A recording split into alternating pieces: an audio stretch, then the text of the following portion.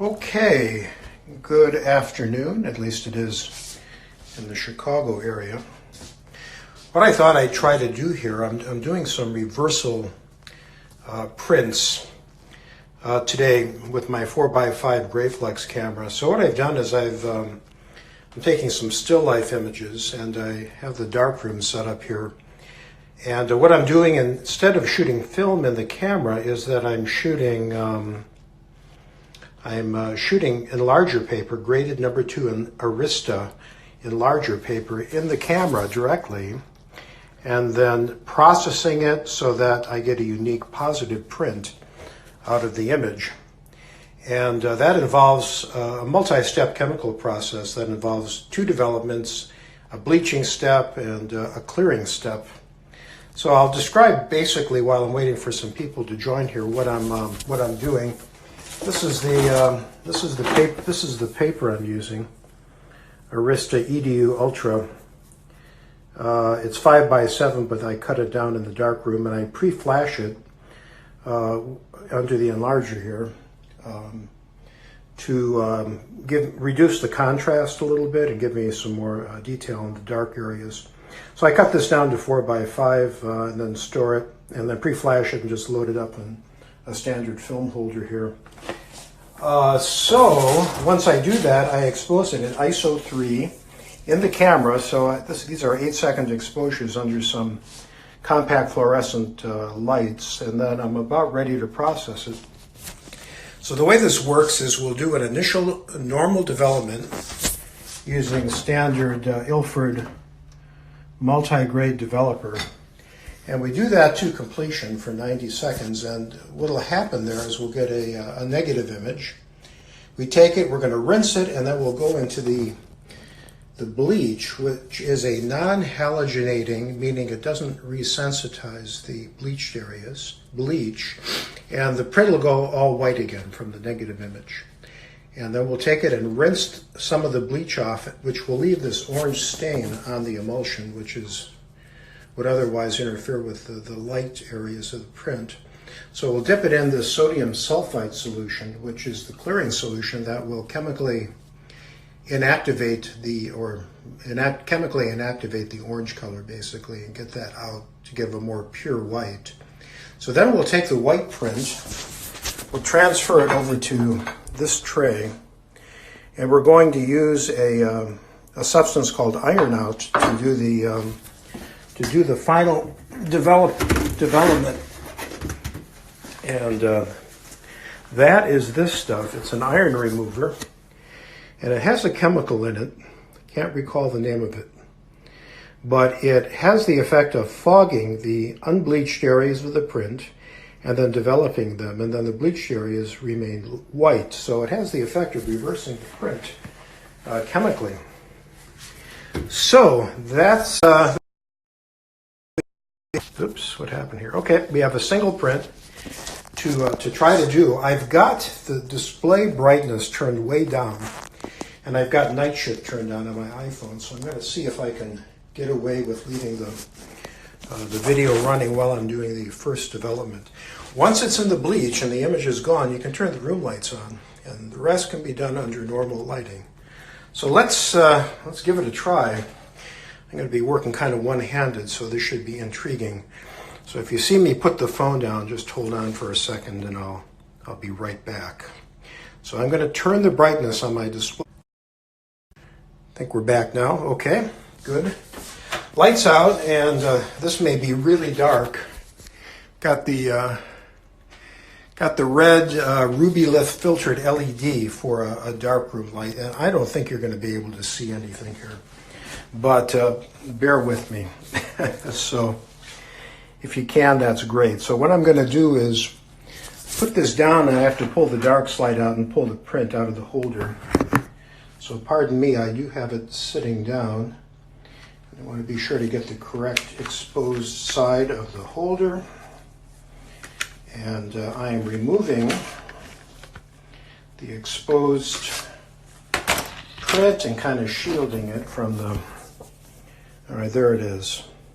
So we're going to dip that in the first developer, and we're going to do a 90-second, it's in now, We're going to do a 90-second development to completion. So, in other words, the more it's developed, the better. You want basically all of the exposed silver halide in the print to be developed and developed thoroughly in the first development. So I can usually tell if I've got the exposure correct, excuse me, on the print or in the camera if the initial negative development is just about black, very, very, very dark.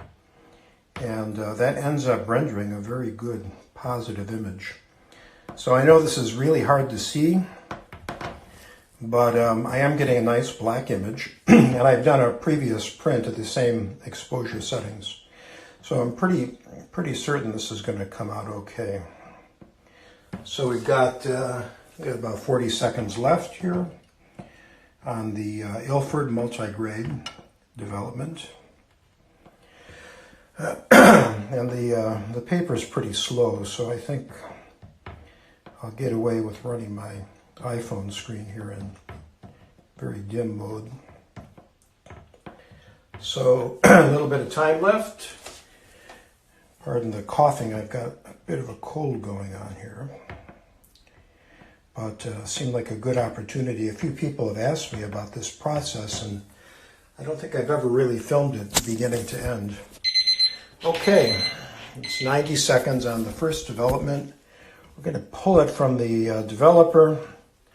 I'm going to walk it over to the rinse tray here on the sink and just give it a quick rinse. I don't bother with a stop bath. I used to, but it doesn't matter really if it's overdeveloped. It doesn't really need to be stopped instantly. So a brief water rinse is adequate.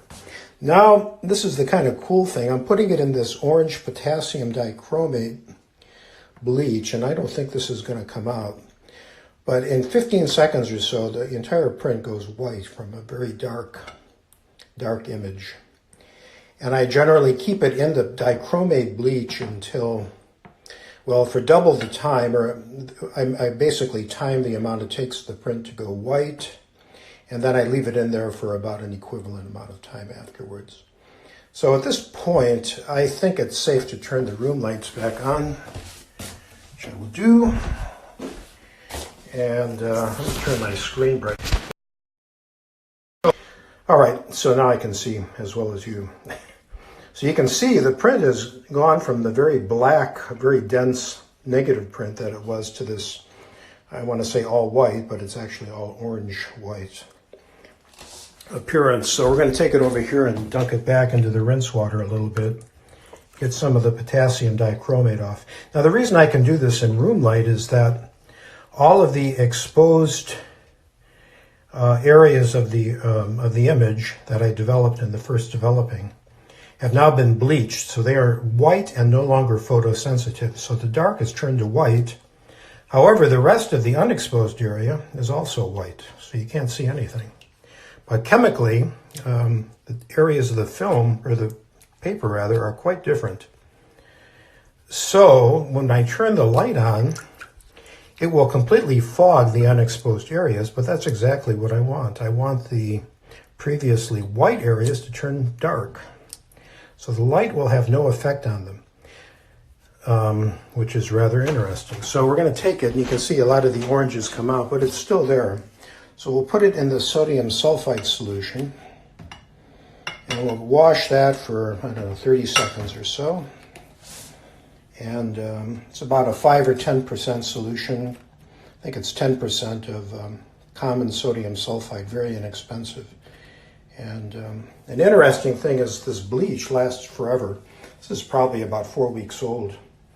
And as you use it, you start collecting silver in the bottom, the bleached out silver in it. It starts collecting on the print, so when it gets really dirty and kind of grungy, I usually throw it out, or I deactivate it by adding this into the rather poisonous potassium dichromate bleach, and then I dump it,